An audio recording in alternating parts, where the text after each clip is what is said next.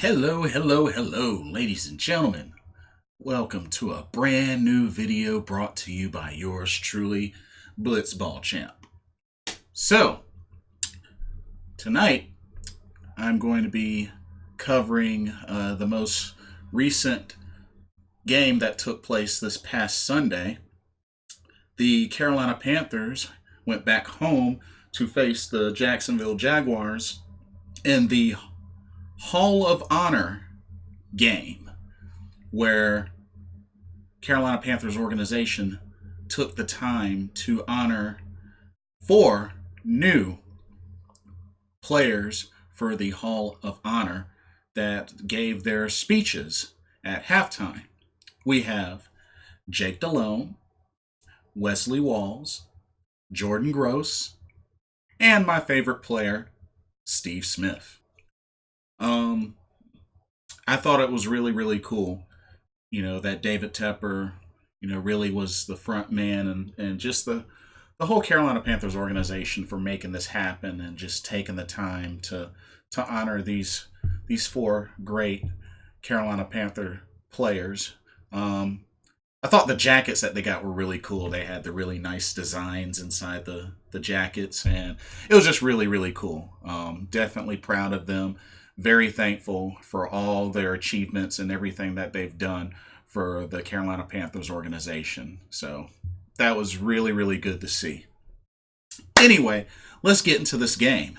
Carolina Panthers get their third victory in a row, their first home victory of the season, by defeating the Jacksonville Jaguars by a score of 34-27.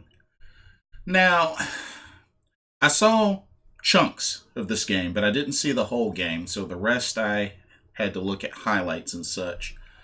But, okay, there were some good things and there were some bad things. Let's go ahead and touch on some of the good.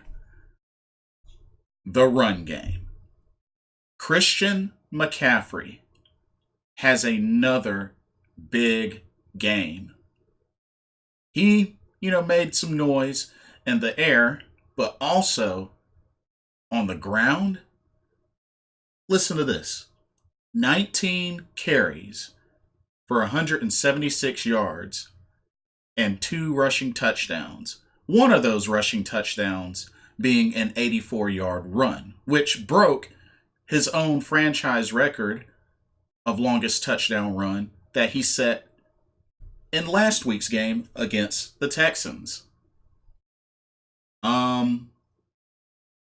I have to admit, right now Christian McCaffrey is on fire. And failed to mention receiving. 6 catches, 61 yards, and 1 receiving touchdown. This guy is on fire. Right now, he's the leading rusher in the league. And there's just no stopping him. There's no stopping Christian McCaffrey. And if things keep going the way that they're going, he could hit 1,000 yards rushing and maybe even 1,000 yards receiving, or close. He was close last year. So, and not to mention, that's 2 back-to-back games where he's had a long touchdown run. Like, Christian McCaffrey is looking really, really scary to opposing defenses. So, mad kudos to Christian McCaffrey. That dude is unstoppable. Gotta love that his first touchdown in the game, he flipped over the dude into the end zone, which was kind of scary, but hey, didn't get hurt. So, I believe he had muscle cramps later. And then Reggie Bonifant steps in and is able to pick up from where Christian McCaffrey left off and picks up a 59-yard touchdown run. He ends up with 5 carries and 80 yards and the 1 touchdown. Like, the run game was on fire in this game. So, got to give kudos to the Carolina Panthers offensive line and that run game. That run game was dangerous. The passing game. I mean, Kyle Allen, 17 of 30, 181 yards and one touchdown. I mean, once again, no interceptions. Although there was almost one that got reviewed, but thankfully, the dude caught it, but the ball hit the ground. But still, there really shouldn't have been no business of a pass going up when Jaguars still had a timeout left. You got to run that clock out. Got to run that clock out. Got to play smart. Um, but overall, offense did well. You know, like I said, the run game was really what held this offense together. And got to give kudos to the offensive line. I know they gave up 3 sacks, but they opened up the holes necessary with the run game, and receivers did pretty well. It's mostly Christian McCaffrey and DJ Moore.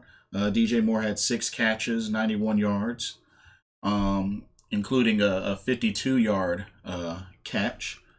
So I mean, it kind of just seemed like the passing game didn't really have to do much, but offense. Carolina Panthers offense did really good in this game. Gotta give them their kudos. Not a lot of big numbers from Kyle Allen, but uh, he did fumble once, but I don't think that one was really his fault. He got hit as he was throwing, so I'm not gonna blame that one on him. So let that one slide for now. But still, that's still something that he has to continue to work on, is holding on to the ball and just making the better decisions more quicker. So he tends to stay camped in the pocket for a little too long. But thankfully, it hasn't really hurt yet. I just hope it's something that it gets addressed ASAP. Okay. The Carolina Panthers defense. A lot of good things happened. Brian Burns scooped up a fumble recovery and took it to the house. I believe it was a 59-yard or 54-yard fumble recovery for a touchdown. But that was really cool to see. Panthers only got 2 sacks, but still, I mean, defense still played pretty well overall. Able to cause turnovers. There was a couple of turnovers, 3 fumble recoveries. So, it was really good to see the defense cause some turnovers. But let's be honest, Gardner Minshew of the Jacksonville Jaguars still kind of had his way with the Carolina Panthers defense. Listen to this: 26 of 44, 374 yards, and 2 touchdowns, no interceptions. Yeah, not only that, Leonard Fournette, 23 carries, 108 yards, and 1 touchdown. I mean, let's see what else. Oh, DJ Chark Jr., the receiver, 8 receptions, 164 yards, and 2 touchdowns. Um, their passing game was on fire. And it just goes to show that even though the defense caused some turnovers, defense still got burnt on a lot of plays. Like, there were a lot of opportunities that the Jaguars had just by getting into Carolina Panthers territory so quick.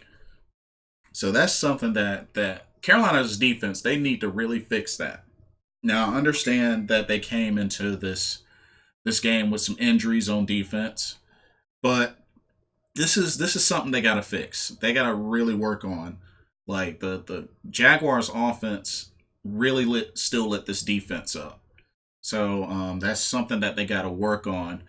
But thankfully, they were able to come up big when it was most necessary and was able to secure the win. Also, penalties near the end of the game. They gave the Jaguars way too many chances to tie the game.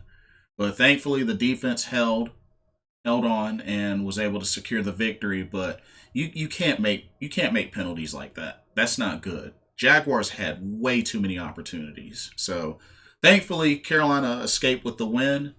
But even in still giving up 27 points, it's not good. The defense, they kind of had some good games through the defense. So that's something that Carolina has to work on.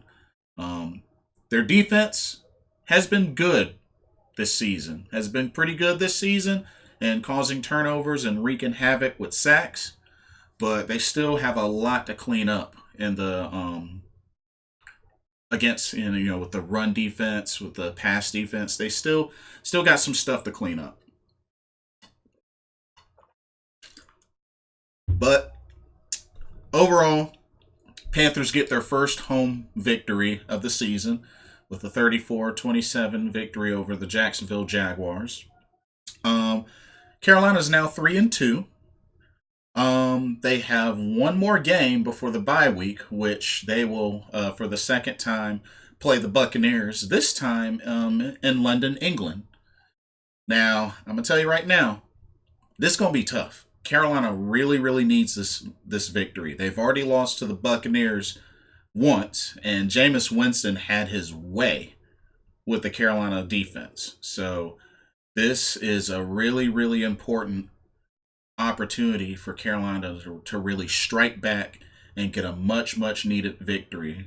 This would be their first divisional victory. So this is important. Very, very important because the NFC South is still close. It's still very close. As a matter of fact, let's check out the NFC South while I'm at my computer. So, Falcons are in the worst shape at 1-4. But yeah, the Bucks are 2-3, Carolina's 3-2, and the Saints are 4-1. So, if Carolina can get this victory over Tampa Bay, that'll give them a big edge. But yeah, they need this victory. Um, I know a lot of people are still pretty high on Kyle Allen, and like I said, he's been doing good. But I really, really, really believe that he needs this victory going into the bye week. Needs this victory. Then I will have a lot of confidence in Kyle Allen. He's been doing good so far. The mistakes, the fumbles haven't cost him, but I'm still really just hoping that Cam Newton can come back 100%, whatever time that may be. I'm not counting out Cam Newton until he's no longer on the team. Plain and simple as that. So if he can come back 100% and be able to pick up from where he left off and be the potential 2015 MVP Cam, I'm all for it. But yeah, so good victory for Carolina. They travel to London, which I believe that game is gonna be televised. With me being on the East Coast, I think that's gonna be a early morning game, like a 9 a.m. game that's gonna get televised here. I believe that's right. Yeah, 9:30 a.m. So I definitely know I won't be catching that, but still, looking forward to it. Like I said, hopefully they can pick up this victory and go into the bye week 4-2. But anyway, thank y'all so much for watching. We'll see you next week. Peace.